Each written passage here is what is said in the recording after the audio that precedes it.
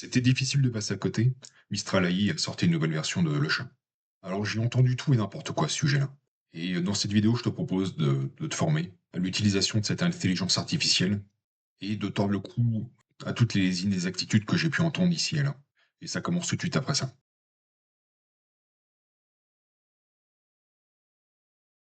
La première chose que je voudrais éclaircir, c'est le prix. Donc tu as une version gratuite, hein. Alors j'ai entendu un peu tout et n'importe quoi aussi là-dessus. C'est illimité, etc. Non, c'est faux. C'est pas illimité. La version pro, elle, est illimitée et encore, tu vois, il y a un petit astérix qui dit que c'est soumis à une utilisation raisonnable. Alors, qu'est-ce que ça veut dire exactement? Mystère. En attendant, la version gratuite est complètement utilisable, hein. Tu peux utiliser tous les items de l'intelligence artificielle, mais ce sera d'une manière limitée. Et combien ça coûte? Alors là aussi, j'ai entendu tout n'importe quoi, je t'entends parler de 15 euros, etc. Le vrai prix, c'est ça, c'est 18 euros. J'ai arrondi. Parce que la plupart du temps, quand on dit 15 euros, on prend pas en compte les taxes. Et là, c'est marqué bien taxes incluses. Donc, le vrai prix, c'est 18 euros. Une chose qui est vraie, quand même, dans tout ce que j'ai entendu, c'est que si tu as un abonnement Free Mobile, tu as accès à une intelligence artificielle pendant 12 mois sur la version Pro. Ça, c'est une vérité. Moi, je suis abonné Free Mobile, et j'ai effectivement la version Pro. Tout ce que je vais te montrer aujourd'hui, par contre, ce sera sur une version gratuite. Je vais t'expliquer comment. Dans l'interface, tu vas ici changer d'espace. Tu vois, j'ai deux espaces. J'ai mon espace personnel qui est mon pro, et j'ai créé un espace là pour la démonstration, qui est une version gratuite, puisque quand tu crées un deuxième espace, tu as forcément, même si tu as une version pro, ton deuxième espace, c'est une version gratuite uniquement. Donc c'est un peu gênant, je trouve, mais c'est dommage parce que tu payes quand même. Mais si tu as une utilisation personnelle et professionnelle, par exemple, ben il y a une qui sera version pro et l'autre en version gratuite. Je trouve que c'est dommage, mais bon, tant pis, c'est comme ça. Donc du coup, ça me permet quand même de te montrer la version gratuite, ce que tu peux faire avec. Et on commence maintenant. Alors la première chose, hein, c'est l'utilisation basique d'une intelligence artificielle, le prompt simple que tu fais pour ton quotidien. Là, j'ai fait un prompt simple, pas très optimisé. C'est un peu ce que tout le monde fait. Le prompt, je te montre, hein. Je suis client chez Free Mobile depuis 10 ans. Les nouveaux clients bénéficient d'une offre promotionnelle que je peux pas avoir. Peux-tu rédiger un mail à destination du service commercial de Free? Dans ce mail, tu devras avancer des arguments solides pour obtenir un geste commercial. Donc voilà, il me propose donc un mail que je pourrais envoyer au service commercial de Free. Bon, je trouve qu'il est pas, pas très complet parce que moi je demande quand même des arguments solides pour obtenir un geste commercial. Et en fin de compte, en argument solide, ben, c'est juste que j'ai une ancienneté de 10 ans. Je trouve que c'est un peu léger comme argument. Donc ça, c'est vraiment l'utilisation simple, hein, que tu peux faire avec toutes les intelligences artificielles. Mistral a aussi un mode Canva, alors que j'ai utilisé ici. Donc, j'ai toujours fait le même prompt. Et voilà, tu vois, tu as accès à la version que tu peux modifier, hein, parce que Canva, si tu connais ChatGPT, c'est exactement la même chose ici. Tu peux écrire ce que tu veux ici, hein, tu vois. Je suis en train de massacrer la proposition de Mistral, mais voilà. En tout cas, tu peux modifier ton texte. Par exemple, on va essayer de le faire maintenant. Au niveau de l'argumentation, notamment parce que je trouve que c'est un peu léger ce qu'il propose. Alors, étrangement, j'ai refait le prompt, exactement le même, mais dans un nouveau chat, et il m'a proposé exactement le mail. Je trouve ça étrange, puisque généralement, c'est pas le cas. Donc, on va voir si on peut.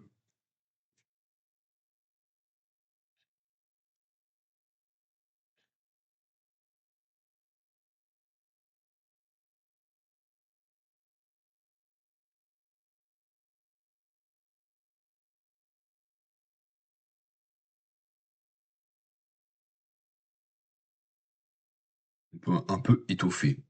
Ah oui, quand même. Il y a un petit paragraphe qu'il n'y avait pas. Cependant, j'ai récemment constaté que de nombreuses offres professionnelles sont proposées au niveau client. offre auquel je ne peux malheureusement pas prétendre en tant que client fidèle.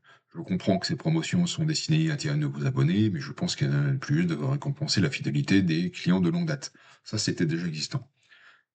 En effet, les clients fidèles comme moi représentent une base solide et stable pour votre entreprise. Nous contribuons à votre chiffre d'affaires de manière régulière et prévisible, ce qui est essentiel pour la pérennité de votre activité. De plus, notre satisfaction et notre recommandation auprès de notre entourage sont des atouts précieux pour votre réputation et votre croissance. Ça, c'était pas existant dans la première proposition. Et là, le reste, c'est la même chose. Ah non, pas tout à fait, hein. Là, il y a dans les demandes, demande de réduction, augmentation de quotas, accès à des services exclusifs. Ouais, ça, c'est un petit peu modifié aussi. Bon, l'intérêt de, oui, on peut vraiment tout personnaliser après, hein. L'intérêt, de Canva, c'est ça, c'est que tu modifies dans l'intelligence artificielle et tu peux après carrément copier ça et le coller dans ton mail et l'envoyer directement, sans devoir repasser par Word ou ce genre de choses. Tu peux aussi créer des images. Alors, attention, les images que tu crées, c'est pas Mistral. Mistral, c'est allié à Flux, une entreprise allemande, ça reste européen aussi, qui commercialise une intelligence artificielle spécialisée dans de la création d'images. Ce qui permet de, sans quitter l'interface Mistral, de générer des images. Donc voilà. Le prompt que j'ai mis, donc pour générer des images, hein, tu vois, tu cliques ici, génération d'images, tu écris ton prompt après. Mettons dans le rôle d'un graphiste professionnel, tu réalises des images de qualité professionnelle. Peux-tu créer une image pour un post Instagram qui servira d'illustration à une publication hebdomadaire pour des news concernant l'intelligence artificielle? Cette image devrait être sobre. Tu vas voir un peu plus tard pourquoi j'ai fait ça. Donc, voici l'image générée. Euh, je trouve que la qualité est quand même plutôt sympa. Euh, donc, première image, mais je l'ai trouvé un peu bizarre. J'étais pas vraiment convaincu. Donc, j'ai demandé la génération d'une deuxième image en cliquant sur ce petit bouton qui s'appelle régénérer. Voilà ce qu'il m'a proposé. Oui, c'est un peu plus dans l'intelligence artificielle, hein. On voit un cerveau avec des connexions, plutôt sympa comme image. On est quand même demandé une troisième, que j'ai trouvé étrange, je ne comprends pas vraiment.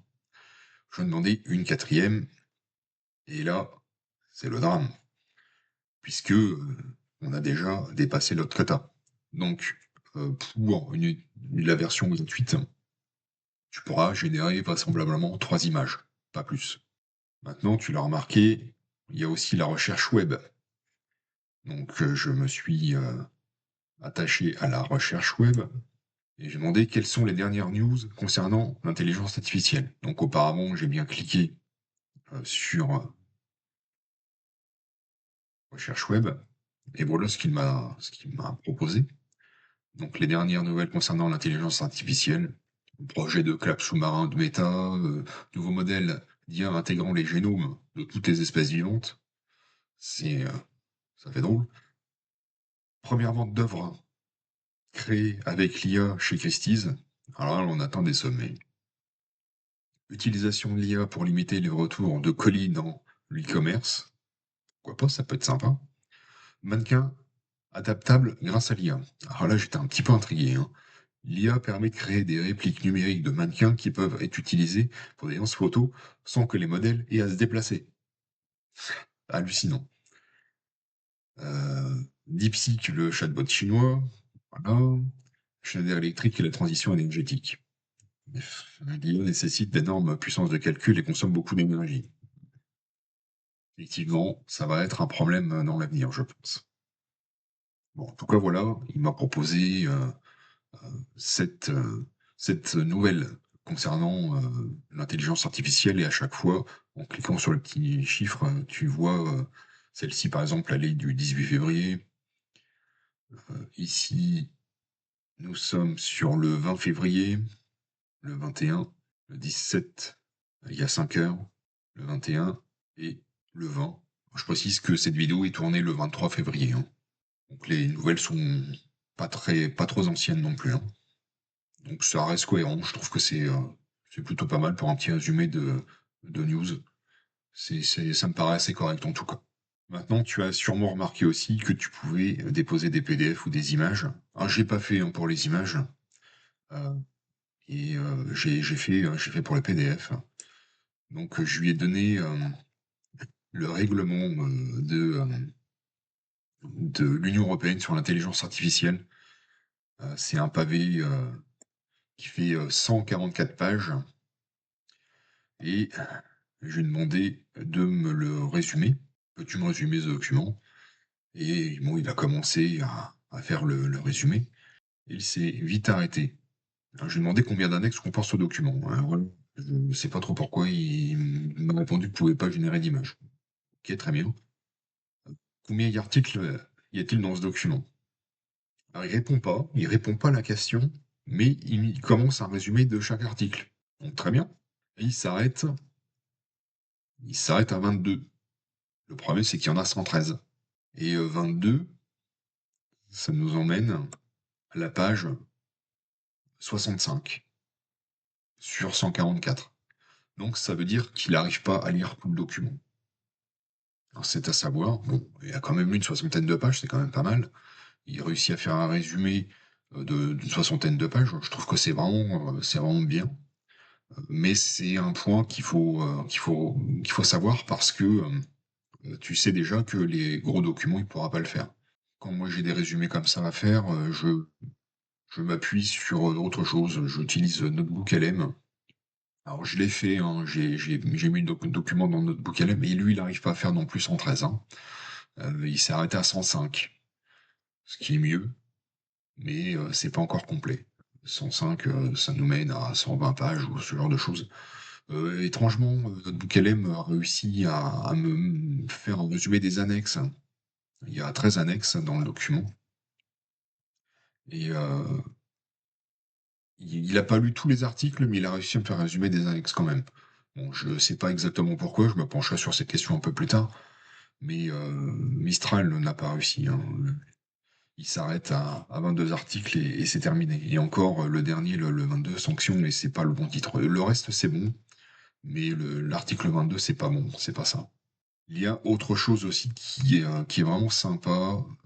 Ah oui, un petit point aussi, je vais pas utiliser un interpréteur de code. Moi, je suis pas développeur, je suis pas programmeur ni rien de tout ça, j'y connais rien en code, donc je vais pas m'avancer à ça. Alors oui, moi aussi, je pourrais faire un peu comme tout le monde, faire une calculatrice, un Tetris, le truc avec le serpent là, mais ça n'a aucun intérêt, hein, tu vas sûrement pas utiliser ça, hein. La calculatrice, tu en as déjà une sur ton PC et sûrement à côté, ou ton téléphone. Mais d'ailleurs, en parlant de téléphone, tu peux aussi télécharger l'application, que tu sois sur Android ou iOS, tu peux télécharger l'application Mistral.